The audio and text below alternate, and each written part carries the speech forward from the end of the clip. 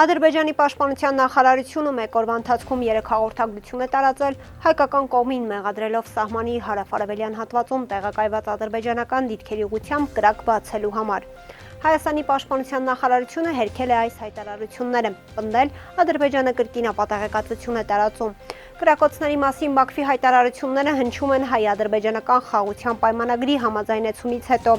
Երևանը պատրաստ է այն ստորագրել, Բաքուն մինչ այդ հայկական կողմից պահանջում է փոխել սահմանադրությունը, լուծարել ԵՀԿ Մինսկի խումբը, Հայաստանի իշխանությունները, որոնք ոգևորված են Ադրբեջանի հետ խաղաղության համաձայնագիր ստորագրելու հեռանկարից, նշում են, որ սահմանային կրակոցների մասին կեղծ պնդումները չեն նպաստում խաղաղության հաստատմանը։ Արցախից բռնի տեղահանված 29-ամյա Տիգրան Ուլուբաբյանին իր բարեկամի տան վրա ավազակային հարձակումից հետո կանչել են քննչական կոմիտե, ապա նաև ոստիկանության լոռու մարզային վարչություն, մեղադրելով նրան, թե կապ ունի իր բարեկամի տան վրա կատարված ավազակային հարձակման հետ։ Տիգրանը պատմում է, ոստիկանության լոռու մարզային վարչությունում իր նկատմամբ բռնություն են կիրառել, հայհոյանքներով ու անհարգալից վերաբերմունքով ստիպել խոստովանական ցուցմունք տալ։ Իրանք են այսօր բեսպրիդելություն սարքում ես քաղաքում, մեր բարեկամների տուն մտել են ռազմբոյ արել, իրանք էլ իմ վրա են ռազմբոյանում։ Ոստիկանության աշխատողը գալիս է անիմն, առանց թուղթ, առանց բան, գիտեի, որ մենակ տղա եմ, առաջին օրը հարցաքննել է, ասել եմ մենակ եմ ապրում, ասել է էտա էլի տանենք, տփենք, գլխին սարքենք, պրիզնատ գա գործը փակենք գնա։ Նշել է արցախցի երիտասարդը։ Արցախցի երիտասարդը Արցախից տեղահանվել է 2023 թվականին, Արցախում է թողել ծնողների եւ եղբոր գերեզմանները, այժմ Վարչով բնակվում է Վանաձորիային թաղամասում, որտեղ 3 օր առաջ տեղի է ունեցել զենքի գործադրման ավազակային հարձակման ու գողության դեպքը։ Տղայի խոսքով ոստիկանները հենց իր միայնակ ապրելու փաստն են շահարկել ու փորձել օգտագործել իրենից խոստովանական ցուցմունք կորզելու համար։ Ազգային ժողովի նախագահ Ալեն Սիմոնյանն առաջարկում է Հայաստանի եւ Ադրբեջանի սահմանադրությունները ուղարկել Վենետիկի հանձնաժողով փորձաքննության։ Մենք պատրաստ ենք քննարկել, հասկանալ արդյոք օրինակ Հայաստանի սահմանադրության մեջ, որ իրենք մեղադրում են տարածքային պահանջների մեջ, տենց բան կա թե չկա։ Արդյոք իրենց սահմանադրության մեջ նման բան կա թե ոչ։ Եվ վերջի վերջո այդ հարցը ոնց է լուծվելու, մենք առնվազն ասում ենք, որ այդ հարցը արդեն լուծել ենք խաղաղության պայմանագրի մեջ։ Վերջի վերջո մենք կարող ենք փորձաքննության ուղարկել երկու երկրների սահմանադրությունները, բարձելու, թե արդյոք այդ պնդումները իրականության հետ աղերս ունեն, թե չէ։ Օրինակ կարող ենք ուղարկել Վենետիկի հանձնաժողով մեր երկու երկրների սահմանադրությունները եւ հարց ուղարկել, թող Վենետիկի հանձնաժողովը պայմանական ասի նման բան կա, թե չէ, ասել է նա։ Նիկոլ Փաշինյանը հակակոռուպցիոն կոմիտեի նախագահի պաշտոնում կառավարությանը կառաջարկի Արթուր Նահապետյանի թեկնածությունը։ Ներկայումս Նահապետյանը քննչական կոմիտեի նախագահի տեղակալն է։ Փաշինյանը Facebook-յան իր էջում գրել է, որ նախորդ օրերին երկուական առանձին հանդիպումներ է ունեցել թեկնածուների հարցազրույցի փուլն անցած 3 թեկնածուների՝ Պետրոս Մարտիրոսյանի, Արթուր Նահապետյանի, Գևորգ Քոչարյանի հետ եւ որոշել է կառավարությանն առաջարկել Նահապետյանի թեկնածություն, ով թե հանրագումարով, թե բարեվարկությամբ առապելագույն միավորներ է հավաքել մրցույթային փուլում։ Հակակոռուպցիոն կոմիտեի նախագահի պաշտոնի համար 5 թեկնածուներ էին պայքարում, որոնցից 3-ը հաղթահարել էին քննությունը։ Հակակոռուպցիոն կոմիտեի նախագահի պաշտոնը թափուր է անցած նոյեմբերից, երբ Փաշինյանը SMS-ով հորդորեց կոմիտեի ղեկավար Սասուն Խաչատրյանին հրաժարական տալ։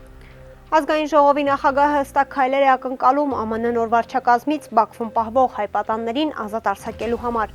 Ալեն Սիմոնյանն այսօր խորհրդարանում պատասխանելով լրագրողների հարցին, նաև այդ քայլերը նախանշեց հույս հայտնելով, թե ԱՄՆ նախագահի ազգային անվտանգության գծով խորհրդական Մայք Ուելսի հայտարարությունը սոսկ հայտարարություն չի մնա։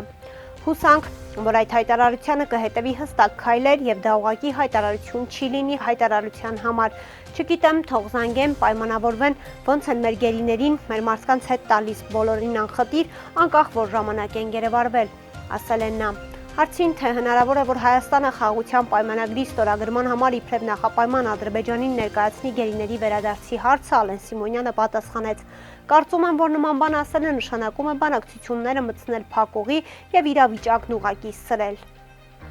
Ավրորա մարդասիրական մրցանակի 2017 թվականի դափնեկիր բժիշկ Թոմ Քաթինան 50 աջակցություն Բաքվում պահվող Արցախի նախկին պետնախարար Ռուբեն Վարդանյանի տեսաուղերձ է հրապարակել։ Ռուբեն Վարդանյանին ճանաչում եմ տարիներ շարունակ, ովքեր ճանաչում են Ռուբեն Վարդանյանին, գիտեն, որ նրան առաջադրված մեղադրանքները միանգամայն կեղծ են եւ անհեթեթ։ Միջազգային հանրությունը պետք է անհապաղ գործի ապահովելու նրա եւ Ադրբեջանում անարդարացիորեն պահվող բոլոր հայ ռազմագերիների ազատ արձակումը։ Ուղերձին կից գրել է Քաթինան։ Ադրբեջանական բանտերում պաշտոնապես 23 հայ է պահվում, այդ թվում Արցախի ռազմաքաղաքական ղեկավարության 8 ներկայացուցիչները։ Բաքուն Արցախի նախկին ղեկավարներին, այդ թվում Վարդանյանին, ծանր մեղադրանքներ առաջադրել ահաբեկչությունից մինչև ապօրինի զինված խմբավորումների կազմավորում։ Միացյալ Նահանգների պաշտպանության նախարարությունը չի մեկնաբանում Հայաստանի ուղղությամբ զինտեխնիկայի հնարավոր տեղափոխման մասին տեղեկատվությունը, որի մասին հրապարակում էր արել ռուսական ՌՏ գործակալությունը։ Armenpress-ի հարցին ի պատասխան այս մասին ասել է ԱՄՆ պաշտպանության նախարարությունը։